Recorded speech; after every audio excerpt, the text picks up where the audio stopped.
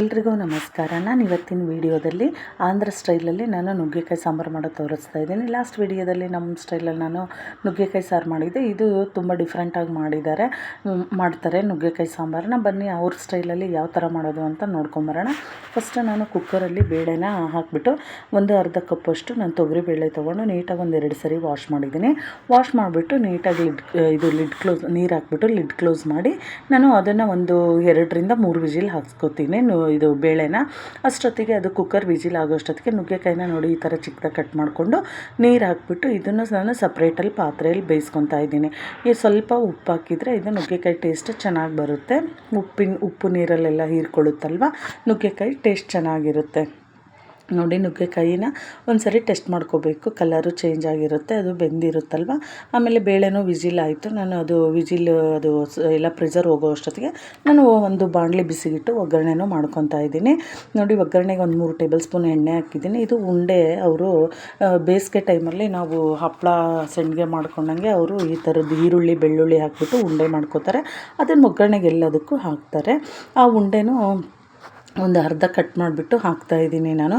ಉಂಡೆ ಹಾಕಿದರೆ ಅದರಲ್ಲಿ ಜೀರಿಗೆ ಸಾಸಿವೆ ಎಲ್ಲ ಇರುತ್ತೆ, ಸೊ ಬೇರೆ ನಾವೇನೋ ಹಾಕೋಂಗಿರಲ್ಲ. ಅದನ್ನು ಅರ್ಧ ಉಂಡೆ ಹಾಕಿ ಒಣಮೆಣ್ಸಿನ್ಕಾಯಿ ಹಾಕಿ ಕರಿಬೇವು ಹಾಕಿದ್ದೀನಿ. ಕರಿಬೇವು ಅದೆಲ್ಲ ಸ್ವಲ್ಪ ಫ್ರೈ ಆದಮೇಲೆ ನಾನು ಮೀಡಿಯಮ್ ಸೈಜ್ದು 3 ಈರುಳ್ಳಿನ ಕಟ್ ಮಾಡ್ಕೊಂಡಿದ್ದೆ. ಈ ಥರ ಉದ್ದುದ್ದ ಕಟ್ ಮಾಡಿಕೊಂಡು ಈ ಸಾಂಬಾರಿಗೆ ಹಾಕ್ಕೊತಾ ಇರೋದು ಒಗ್ಗರಣೆಗೆ. ಈರುಳ್ಳಿ ಎಲ್ಲ ಚೆನ್ನಾಗಿ ಫ್ರೈ ಆಗಲಿ. ಈರುಳ್ಳಿ ಫ್ರೈ ಆದಮೇಲೆ 5 ರಿಂದ 6 ಮೆಣಸಿನ್ಕಾಯಿನ ನಾನು ಈ ಥರ ಉದ್ದುದ್ದ ಕಟ್ ಮಾಡಿಕೊಂಡು ಹಸಿಮೆಣ್ಸಿನ್ಕಾಯಿನೂ ಹಾಕ್ಕೊತಾ ಇದ್ದೀನಿ. ಒಣಮೆಣ್ಸಿನ್ಕಾಯಿನೂ ಹಾಕಿದ್ದೀನಿ, ಹಸಿಮೆಣ್ಸಿನ್ಕಾಯಿನೂ ಹಾಕ್ತಾಯಿದ್ದೀನಿ. ಹಾಕ್ಬಿಟ್ಟು ಸ್ವಲ್ಪ 2 ನಿಮಿಷ ಫ್ರೈ ಆದಮೇಲೆ ಚಿಟಿಕೆ ಅರಿಶಿನ ಹಾಕ್ಬಿಟ್ಟು ಎಲ್ಲ ನೀಟಾಗಿ ಮಿಕ್ಸ್ ಮಾಡ್ಕೊಳ್ಳೋಣ. ಆಮೇಲೆ ಕುಕ್ಕರು ನೋಡಿ, ವಿಜಿಲ್ಲು ಎಲ್ಲ ಚೆನ್ನಾಗಿ 3 ವಿಜಿಲ್ ಹಾಕಿತ್ತಲ್ವ ಕುಕ್ಕರು. ಅದು ಆದಮೇಲೆ ಪೂರ್ತಿ ಎಲ್ಲ ತಣ್ಣಗಾದಮೇಲೆ ಅದು ಬೇಳೆನ ನಾವು ಸ್ಮ್ಯಾಶ್ ಮಾಡ್ಕೋಬೇಕು. ಚೆನ್ನಾಗಿ ಸಾಫ್ಟಾಗಿ ಬೆಂದಿರಬೇಕು ಅದು ಬೇಳೆ. ಆ ಥರ ಆದರೆ ಸಾಂಬಾರು ಚೆನ್ನಾಗಿ ಬರುತ್ತೆ. ನೋಡಿ, ಇವಾಗ ಇದು ಮೆಣಸಿನ್ಕಾಯಿ ಮತ್ತು ಈರುಳ್ಳಿ ಸ್ವಲ್ಪ ಫ್ರೈ ಆಯ್ತಲ್ವ. ಇದು ಬೆಂದಾದಮೇಲೆ ನಾನು ಇದಕ್ಕೆ 2 ಟೊಮೊಟೊ ತೊಗೊಂಡಿದ್ದೆ. ದೊಡ್ಡ ಸೈಜ್ದು 2 ಟೊಮ್ಯಾಟೋನ ನೀಟಾಗಿ ಈ ಥರ ಕಟ್ ಮಾಡಿಕೊಂಡು ಹಾಕಿದ್ದೀನಿ. ಇದು ಟೊಮೊಟೊ ಎಲ್ಲ ಬೇಯೋಷ್ಟೊತ್ತಿಗೆ ಬೇಳೆನೂ ನೋಡಿ ಚೆನ್ನಾಗಿದು ಬೆಂದಿದೆ. ಆದ್ರೂ ಈ ಸ್ಮ್ಯಾಶರಿಂದ ನೀಟಾಗಿ ಈ ಥರ ಮಸ್ತ್ಕೋಬೇಕು ಬೇಳೆನ. ಈ ಥರ ಮಸ್ಕೊಂಡು ಮಾಡೋದ್ರಿಂದ ಟೇಸ್ಟ್ ಚೆನ್ನಾಗಿ ಬರುತ್ತೆ. ಮಸ್ತ್ಬಿಟ್ಟು ಸ್ವಲ್ಪ ನೀರು ಹಾಕಿ ಇಟ್ಕೊಳ್ಳೋಣ. ಇವಾಗ ನೋಡಿ, ಟೊಮೊಟೊ ಇದನ್ನು ಬೆಂದಿದೆ ಅಲ್ವಾ. ಈ ಟೈಮಲ್ಲಿ ನಾವು ಇದಕ್ಕೆ ಈ ಒಗ್ಗರಣೆ ಎಲ್ಲ ಚೆನ್ನಾಗಿ ಬೆಂದಿದೆ ಅಲ್ವಾ.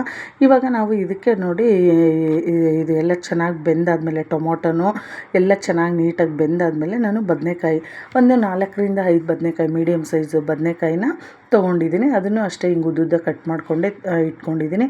ಆ ಬದನೆಕಾಯಿನೂ ಹಾಕಿಬಿಟ್ಟು ಬದನೆಕಾಯಿನೂ ಬೇಗ ಫ್ರೈ ಆಗುತ್ತೆ. ಎಣ್ಣೆಯಲ್ಲಿ ಅದು ಫ್ರೈ ಆಗಲಿ. ಆಮೇಲೆ ಮಾವಿನಕಾಯಿನೂ ಕಟ್ ಮಾಡ್ಕೊತಾ ಇದ್ದೀನಿ. ಈ ಬದನೆಕಾಯಿ ಹಾಕಿ ಸ್ವಲ್ಪ ಬೆಂದಾದಮೇಲೆ ಖಾರಕ್ಕೆ ನಾವು ಖಾರದ ಪುಡಿ ಎಷ್ಟು ಬೇಕು ನೋಡಿಕೊಂಡು ಖಾರದ ಪುಡಿ ಹಾಕಿ ನೀಟಾಗಿ ಸ್ವಲ್ಪ ಮಿಕ್ಸ್ ಮಾಡಿ, ಆಮೇಲೆ ಧನಿಯಾ ಪೌಡ್ರು ನಾನು ಇಲ್ಲಿ 3 ಸ್ಪೂನಷ್ಟು ಧನಿಯಾ ಪೌಡ್ರು ಹಾಕ್ತಾಯಿದ್ದೀನಿ. ಖಾರದ ಪುಡಿ ಇಲ್ಲಿ ನಾನು ಯಾವುದೇ ರೀತಿಯಾದ ಮಸಾಲ ಪೌಡ್ರು ಏನು ಯೂಸ್ ಮಾಡ್ತಾ ಇಲ್ಲ, ಸಾಂಬಾರು ಪುಡಿ ಅದನ್ನು ಬರೀ ಧನಿಯಾ ಪೌಡ್ರು ಖಾರದ ಪುಡಿ ಹಾಕಿಬಿಟ್ಟು ಹಸಿ ಸ್ಮೆಲ್ ಹೋಗೋವರೆಗೂ ಎಣ್ಣೆಯಲ್ಲಿ ಮಿಕ್ಸ್ ಮಾಡ್ಕೊಳ್ಳೋಣ. ಮಿಕ್ಸ್ ಮಾಡ್ಕೊಂಡು ಆದಮೇಲೆ ಮಾವಿನಕಾಯಿ ತೊಗೊಂಡಿದ್ದೆ. ನಾನು ಮಾವಿನಕಾಯಿನ ಈ ಥರ ದಪ್ಪ ಕಟ್ ಮಾಡಿಕೊಂಡು ದೊಡ್ಡ ಪೀಸ್ಗಳನ್ನು ಕಟ್ ಮಾಡ್ಕೊಂಡು ಇದನ್ನು ಒಗ್ಗರಣೆಯಲ್ಲಿ ಹಾಕ್ಬಿಟ್ಟು 2 ನಿಮಿಷ ನೀಟಾಗಿ ಫ್ರೈ ಮಾಡಿಕೊಂಡು ಆಮೇಲೆ ಸ್ವಲ್ಪ ನೀರು ಸೇರಿಸಿ ಮಾವಿನಕಾಯಿ ಅಂತೂ ಬೇಗನೆ ಸಾಫ್ಟ್ ಆಗಿಬಿಡುತ್ತೆ. ನೀರು ಸೇರಿಸ್ಬಿಟ್ಟು ಚೆನ್ನಾಗಿ ಇದನ್ನು ಇದೇನೋ ಬೇಯಬೇಕು ನೀರಲ್ಲೇ. ಇದು ಉಪ್ಪು ಹುಳಿ ಎಲ್ಲ ಹೀರ್ಕೊಳ್ಬೇಕು ಈ ಮಾವಿನಕಾಯಿ. ಚೆನ್ನಾಗಿ ಈ ಥರ 5 ನಿಮಿಷ ಚೆನ್ನಾಗಿ ಇದನ್ನು ಕುದಿಸ್ಬಿಟ್ಟು ಮಾವಿನಕಾಯಿ ಹಾಕಿದ್ಮೇಲೆ ನೆಕ್ಸ್ಟ್ ನಾವು ಏನು ಬೇಳೆನ ಸ್ಮ್ಯಾಶ್ ಮಾಡ್ಕೊಂಡಿದ್ವಿ ಅಲ್ವಾ, ಆ ಬೇಳೆನೂ ಎಲ್ಲ ಹಾಕ್ಬಿಟ್ಟು ಮತ್ತೆ ಸ್ವಲ್ಪ ನೀರು ಹಾಕ್ಬಿಟ್ಟು ನಮಗೆ ಸಾಂಬಾರು ಯಾವ ಕನ್ಸಿಸ್ಟೆನ್ಸಿ ಬೇಕೋ ನೋಡಿಕೊಂಡು ಅಷ್ಟು ನೀರು ಹಾಕ್ಬಿಟ್ಟು ಚೆನ್ನಾಗಿ ಇದನ್ನು ಮಿಕ್ಸ್ ಮಾಡ್ಕೊಳ್ಳೋಣ. ಇದನ್ನೆಲ್ಲ ನೀಟಾಗೆಲ್ಲ ಮಿಕ್ಸ್ ಮಾಡಿಕೊಂಡು ಆದಮೇಲೆ ನಾವೇನು ನುಗ್ಗೆಕಾಯಿ ತೊಗೊಂಡಿದ್ವಿ ಅಲ್ವ, ನುಗ್ಗೆಕಾಯಿ ಬೇಯಿಸಿ ಇಟ್ಕೊಂಡಿದ್ವಲ್ವ, ಆ ನುಗ್ಗೆಕಾಯಿನೂ ಇವಾಗಲೇ ಹಾಕ್ಬಿಟ್ಟು ನೀಟಾಗಿ ಇದನ್ನು ಎಲ್ಲ ಚೆನ್ನಾಗಿ ಸಾಂಬಾರನ್ನ ಕುದಿಸ್ಬೇಕು. ಚೆನ್ನಾಗಿ ಇದು ಕುದಿಲಿ 5 ನಿಮಿಷ ಚೆನ್ನಾಗಿ ಕುದಿಬೇಕು ಇದು ಎಲ್ಲ. ಅಂದರೆ ಮಾವಿನಕಾಯಿ ಎಲ್ಲ ಚೆನ್ನಾಗಿ ಉಪ್ಪು ಹುಳಿ ಎಲ್ಲ ಹೀರ್ಕೊಳ್ಳುತ್ತೆ ಅಲ್ವ, ಮಾವಿನಕಾಯಿ ಎಲ್ಲ ಆ ಥರ ಎಲ್ಲ ಚೆನ್ನಾಗಿ ಕುದಿಸ್ಬೇಕು. ಆಮೇಲೆ ನಾನು ಹುಣಸೆ ಹಣ್ಣನ್ನು ನೆನೆಸಿ ಇಟ್ಕೊಂಡಿದ್ದೆ.